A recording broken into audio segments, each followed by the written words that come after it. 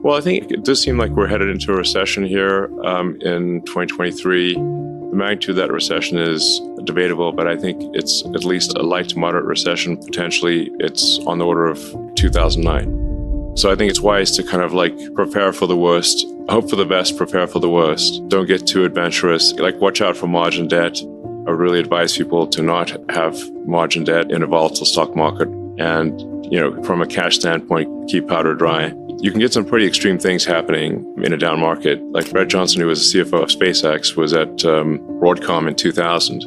And he said that, and that's a good company making good products. And he said from peak to trough, I think in less than 12 months, Broadcom went down 97%. So like, even if you had a small margin loan there, you got crushed. It subsequently recovered, and I think, to much higher levels. But, if there's like mass panic in the stock market, then you've got to really be careful about margin debt. But I mean, this is just, as we know, the economy is cyclic and somewhat overdue for a recession. And my best guess is that, we have sort of stormy times for a year to a year and a half, and then things start to, dawn breaks roughly in Q2 24, if I were to guess. That's like my best guess. Recessions don't, like booms don't last forever, but neither do recessions. And it's a 14-year boom, so a 6-quarter recession seems like that might actually balance out. The last time it was, 4 or 5 quarters? So it's not easy.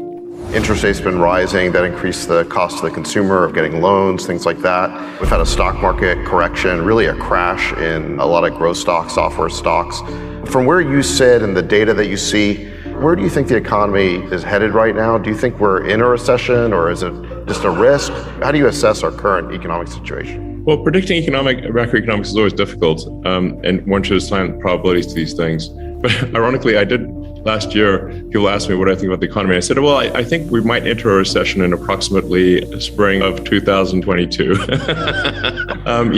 Now, the thing is that recessions are not necessarily a bad thing. I've now been through a few of them. And what tends to happen is if you have a boom that goes on for too long, you get misallocation of capital. It starts raining money on fools, basically. It's like any dumb thing gets money. And I'm sure you've seen a few of those. So at some point it gets just out of control, and you just have a misallocation of human capital where people are doing things that are silly and not useful to their fellow human beings. And then those companies, there needs to be sort of an economic enema, if you will, to have everyone sort of shift uncomfortably in their seats.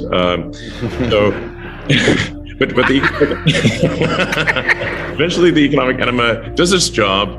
It clears out the pipes, if you will. Yes. And sort of the bullshit companies go bankrupt, and the ones that are doing useful products are prosperous. And but there's certainly a lesson here that if one is making useful product and has a company that makes sense, make sure you're not running things too close to the edge from a capital standpoint, that you've got some capital reserves to last through irrational times. Because in the past, when there's been a recession, it has gone, it's amazing, it's flipped like a light switch. I mean, David, do you remember this when from the PayPal, ex-PayPal days, when we raised $100 million in March of 2000, and we had, the demand was so high, we had people like VCs, like just literally without even a term sheet, wiring money into our account.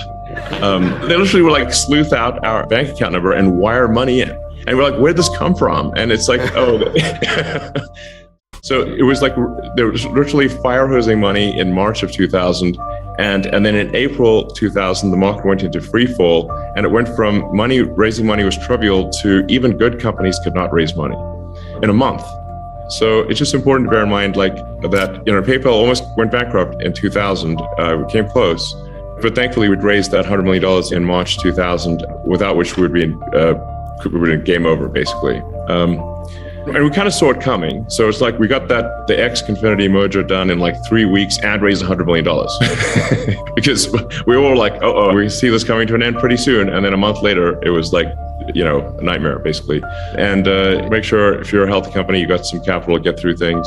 And then watch your costs. And if it is a recession, which more likely than not, it is a recession. I'm not saying it is, but it probably is. Then just watch your cash flow and get to positive cash flow as soon as you can. So I think we probably are in a recession, and that recession will get worse. But these things pass, and then there will be boom times again. So it'll probably be some tough going for, I don't know, a year, maybe 12 to 18 months is usually the amount of time that it takes for a correction to happen. The obvious reason for inflation is that the government printed a zillion amount of more money than it had, obviously. It's like the government can't just, have issued checks far in excess of revenue without there being inflation, velocity of money held constant. So unless there's something would change with velocity of money, but if the federal government writes checks, they never bounce. So that is effectively creation of more dollars. And if there are more dollars created than the increase in the goods and services output of the economy, then you have inflation. Again, velocity of money held constant.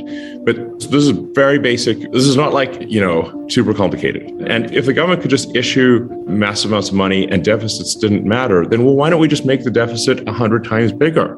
Okay. Yeah, and the answer is you can't, because it will basically turn the dollar into something that is worthless. And various countries have tried this experiment multiple times. It's not like, I wonder what happens if this is done. Yeah. Have you seen Venezuela? Like the poor people of Venezuela have been just run roughshod by their government. And so obviously you can't simply create money. The true economy is very important. Like the true economy is the output of goods and services. It's not money. It's literally what is the output of goods and services. Money is simply a way for us to, or anything that you call money, is a way for us to conveniently exchange goods and services without having to engage in barter, and also to shift obligations in time. Those are the two reasons that you have money, this thing called money. It's really it's a database. Money is an information system for labor allocation and for exchange of goods and services and for translating in time. And the quality of that information is a function of, it's like you can apply information theory to money. And I think it helps explain why one money system or why one action is better than another. And so just like an internet connection, you'd want something that's high bandwidth, low latency and jitter, and is not dropping packets, does not have a lot of errors in the system. And the same is true of money. And really, like you said, what did PayPal really do? That it helped improve the bandwidth, the speed at which money could move. Instead of mailing checks back and forth, which amazingly, that was what people did in 2000, you could now do real-time exchange of money, and now you could ship your goods immediately instead of mailing a check and waiting for the bank to clear the check. So the ultimate thing that with PayPal, if it sort of was in the X.com, less sort of niche payments and more sort of broad financial, would be to simply disintermediate all the heterogeneous COBOL databases out there running on mainframes doing batch processing, and have a single real-time system that was secure and not batch processing. So it would just be, from an information standpoint, more efficient. And eventually all the batch processing COBOL mainframes operated by the banks would cease to exist. I sure hope we don't even need a war. There will be certainly, an economic competition that I think will blow people away when they realize just how competitive they have to be competitive with companies in China. It's very difficult. Tesla is competitive because we have an awesome team in China. Tesla is sort of pretty far out there in terms of work ethic anywhere in the world. So the Tesla work ethic in the US, I think, is substantially greater than any other car company or any large manufacturing company that I'm aware of. Look, I think the point of a company is to produce useful products and services for your fellow human beings. It is not, some political gathering place or a thing where that's the point of a company. So I'd say it's, politics and other stuff let's not lose sight of why companies should exist.